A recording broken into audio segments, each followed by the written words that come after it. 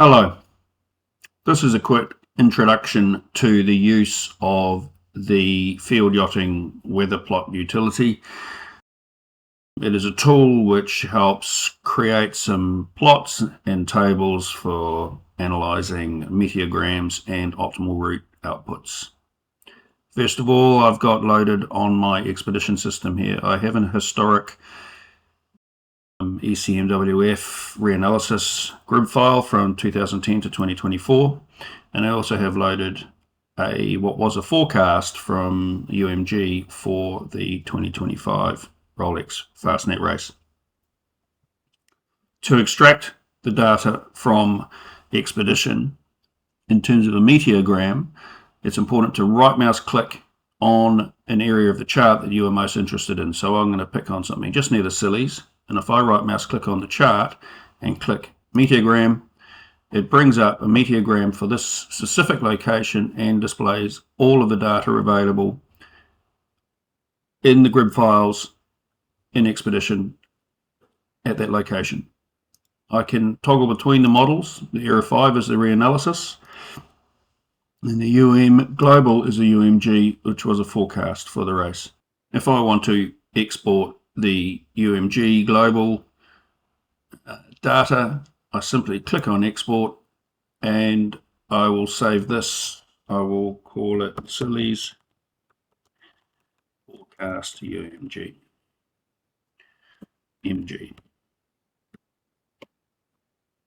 Save. If I want to export the reanalysis data, exactly the same process, click export, and please reanalysis. Save. Okay. Now, other data for export from Expedition, which can be used in the Weather Plots utility, is our optimal route information. You see I have an optimal route here. This is for a Sunfast 3300, and I also have Sunfast 3300 sail crossover chart loaded. If I go into results and click on the route, I can export this route as a CSV. I will call this route export. And I can also export an analysis table that is output generally it is output as a CSV file. Click output. I'm going to call it route analysis and open and OK, and that is saved. Now, to have a quick look at those files, if I open, for example, the route analysis, this is the analysis output with a true wind angle, true wind speed table with some hours and some sail hours in it as well. The route export table is basically a columnized of all the data at the routing steps along the route, and the meteogram is a CSV table with timestamps and the data in the file. If I open Weather Plots,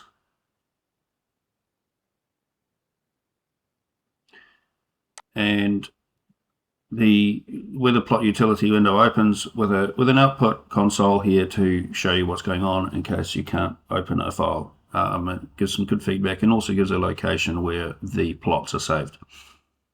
If I want to have a look at the optimal route true wind angle distribution, if I click on optimal route true wind angle, I will click on the export. I click the route export, click open, and this shows some data bars relative to the bow. So this data bar off at around 45 degrees is starboard tack. There's a shorter data bar off the port at minus 45 degrees. This is port tack, and you can see that the bars are colorized based on the wind speed bin. The bars also have an outer label, the number of hours, and the percentage of time, or the percentage of time of the overall route. If I want to view this distribution as purely or strictly true wind angle and not necessarily port and starboard. I can absolute value true wind angle, route export again, and it shows the sum of the true wind angle hours, whether port or starboard.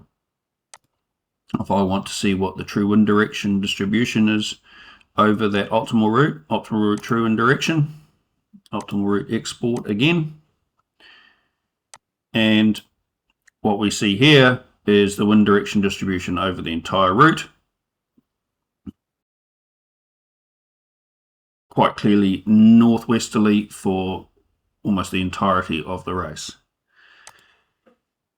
If I want to look at the route, some route data in a time series plot, optimal route time series, the route export, and open. So now what we have along the x-axis is time from start to the finish of the race of the optimal route.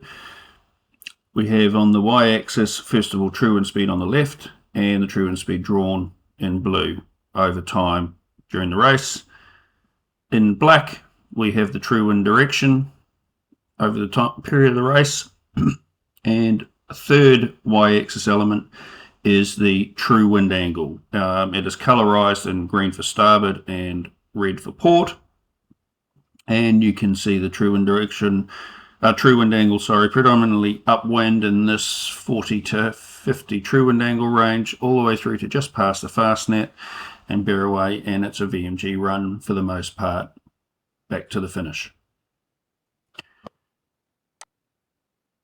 Now, if you want to view the analysis of the optimal route in terms of true wind speed and true wind angle bins, we click the optimal route analysis button. I'm going to do it without the crossover chart to start with. And I click on optimal route analysis, and I'm going to click cancel because I do not want to use a crossover. Click on the analysis, and now we have a much cleaner view of the analysis table data, where each bin shows the number of hours in that wind angle and wind speed bin, and also sums the columns of true wind angles and true wind speeds. So in this example, 40% of the race, whether upwind or downwind, is in the 14 knot true wind speed bin, or 36.7 hours. And it also contextually colorizes the sails from the most used sail to the least used sail according to the crossover charts. If we want to view this with the crossover chart overlaid, select Use XO. To select your own crossover chart, you click this button here and you can select a specific crossover chart. I have a generic Sunfast 3600 one loaded here. And we're looking at the analysis again. Click open. And here we have that same true wind speed, true wind angle bin report, but with the sail crossover chart overlaid. You can quite clearly see the different sail elements and how and where the overlaps are. This is the area where the Genoa staysail comes into play in red, but then also you can see here where the Spinnaker staysail with the dot dash line has come into play here. As you can see, there is some reporting here on the number of sails found, etc., in case you're seeing an error in your report or you're unsure why certain sails are not being reported if they're not being found. If you want to study the weather meteograms that we exported from Expedition earlier, to see a windrose, simply click on the windrose meteogram windrose button, and then we'll select, initially we'll just look at the forecast, the Scilly's forecast, and click open. Now that forecast has you can come and select the time and date range and the year if there are multiple years that you want to view. In this instance, we don't necessarily want to see over this full 10-day period, so let's choose from the 26th to the 28th of July.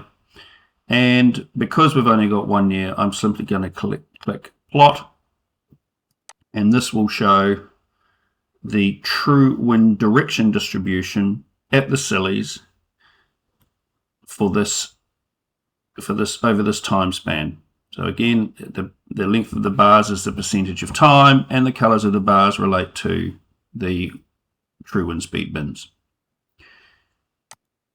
If I will exit that. If I want to see that as a time series for that same forecast, to maybe view some oscillations or other features, I click and can create the time series plot. We can see here a pretty good average true wind speed of maybe 13 knots over the first 24 hours, but then there's a big dip through the afternoon, through late morning and early afternoon on the 27th. And the wind direction pretty stable again, as we saw in the other plot, in that northwesterly direction. If we want to view some of the historic data, I'll click Meteogram Windrows again, and we'll select the reanalysis file. The difference that you will note here is that the years that are in the grid file also become available. If I'm still only interested in that 24-hour period, 48-hour period from the 26th to the 28th of July, I can then go through and select these. Now I have a number of different options. If I click plot, it's simply going to plot this year over this date time range. If I plot all, it is going to combine this date time range over all of these years into one plot. And if I click plot all, this is the distribution of winds over that 14-year period. Over that, it was 14 years over this 48-hour period here. And you can quite clearly see it's very predominantly westerly, with a strong element of this northwesterly over this time and date period.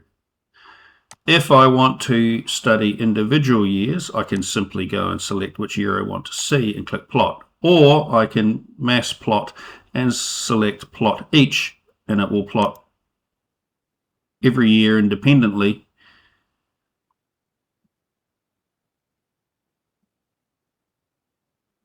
over that time period.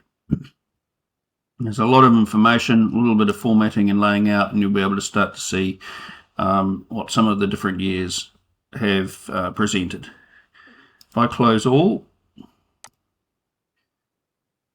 and click exit, we can do exactly the same thing with time series on the historic plots. However, they are less useful, admittedly, but the feature is still there. And you can go and select a time period for a specific year, or plot all years, or plot every year. There is a short user guide available to go through and help with using the system. And if you want to view where all your files are saved, you simply go back to output log.